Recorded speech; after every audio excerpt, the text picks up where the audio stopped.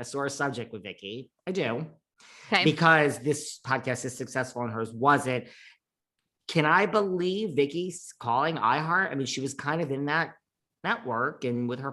Can I picture her saying like, Tamra and Vicki, that's the iconic duo. It should be me and her. Yeah. Yes. I actually believe that.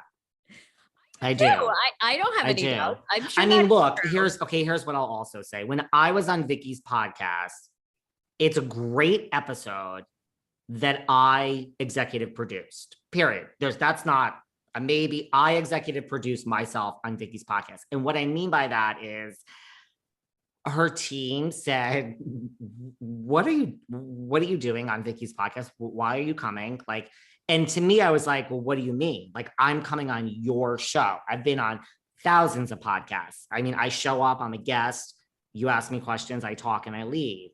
They were like, well, we need to know, like, because, Vicki's podcast was not, and it was Vicki and Steve, Vicki's podcast was not Housewives. It was like all different walks of life. So when I went on, it was like, so I said, let me tell you, I'm going to plan out the whole show. And I did. This was and it's a great thing. So, I mean, listen, I don't want credit. I don't want anything but that episode of me on Whoop It Up with Vicki, I 100% produced. I am the executive producer of that episode. Someone could say something else. Do I lie here, people? No.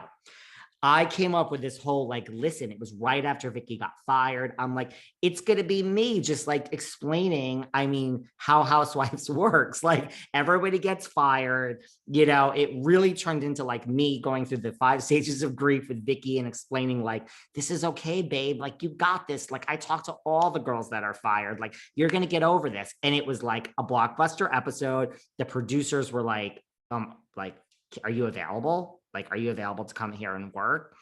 No, I'm not, but thank you. Like, if I had spare time, I would do compliment. Yeah, that's a compliment. No, it was a whole thing. This isn't about my ego. I can reveal for the first time ever. No, I'm just kidding. But it is true. Like, the podcast was not running on all 4 cylinders is what I'm saying. So I think it's probably a sore subject with her. And listen, also Vicki just wasn't good. Like, people don't realize, like, you show up and you are a superstar OG housewife because your producers tell you what to do and shape you, and just not everyone has the skill set of an executive producer. I have it. You have it. That's what we do. And not everybody should have a podcast. A lot of these housewives have podcasts, and to Teddi and Tamra's credit, I think their podcast, and maybe Robin and Giselle's, is truly the only one that has really gone anywhere. And I like my girl Heather Dubrow. Like, I like Heather Dubrow's does she have a podcast? Yeah, apparently that's not on your list, but it's a thing. It is there. And I love my Heather. I love Heather, and Heather's not about Housewives. I just, it's a real podcast. It's been around for a long time. It has been. Our girl Candy Gal, Candy Gal has a podcast with a co-host. I love Candy Gal, but it's like, it's hard unless you're doing that podcast every single week and you're really into it. Candy Girl wants to be a singer, an actress. That's what she is. That's the focus. Whereas, like, to go back, I think for a second, Tamra and Teddi are all in on this podcast, and even Robin and Giselle.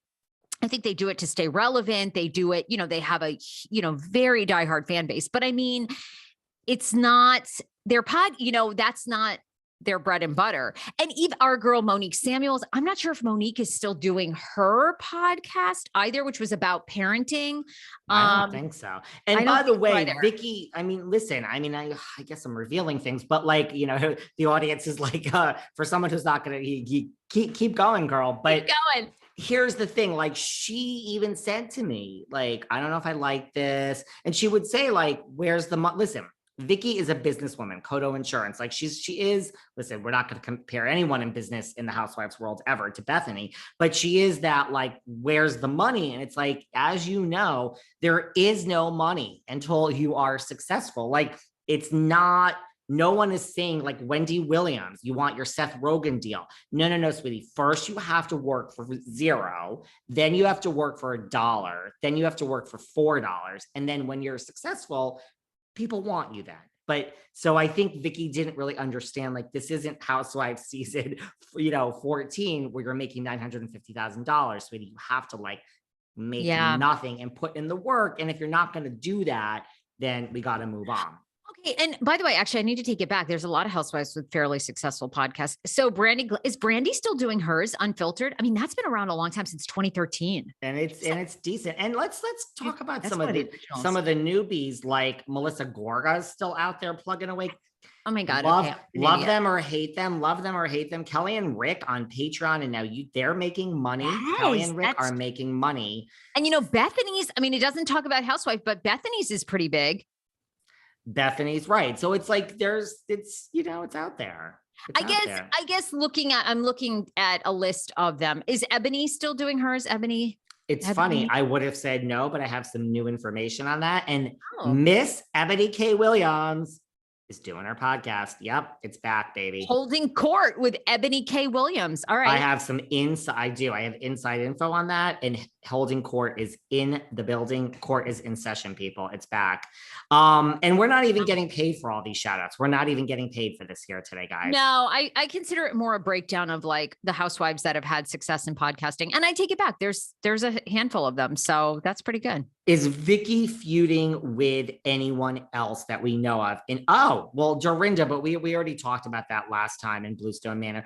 Here's what I want to say though. This is like the overarching thing that I want to say about this. Like, is Vicki, this seems like a lot of feuding for Vicki. I mean, we're feuding with Dorinda. We're feuding with Teddi. We're feuding.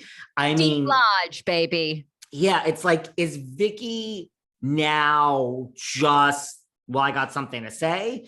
Or is she like, I got to do this because here's my 5 minutes and I got to get back on that show? Like, does Vicki think Girls Trip is her ticket back in? I mean, do they all think that? You know what I mean? So if Vicki's really upset and feuding, I'm here for it. If you're like, I got to it seems like a lot of just stirring it to call attention to yourself. And that's where, and then we'll move on, but that's where it's like, I understand the stirring by Tamra and Teddi. It's like, Vicki, this isn't going to get you back on the OC. It's not, do it. But if that is truly in the back of your mind while you're doing it, I don't think that's going to help. Save yourself the angst and just move on. Yeah, I mean, you know Vicki much better than I do. So I don't know if this is just Vicki's nature. Like, she's just like, she just says things, she doesn't think about it, and then they become headlines, especially because she's on a little bit. Okay. A little bit, but maybe calculated. Yeah. And again, I give the facts. I'm not coming for anyone. I don't know. I'm kind of like, okay, Vicki, here's Girls Trip. And you're one of the ex-housewives that's brought back. You're not the OG here per se. I mean, we have Phaedra, Parks, we have, Darling, we have Dorinda. Jill Zarin. I mean, right. We have Taylor. Right. We have heavy hitters here, We do have heavy. I do have to say this though. I mean, I think to Vicki's credit,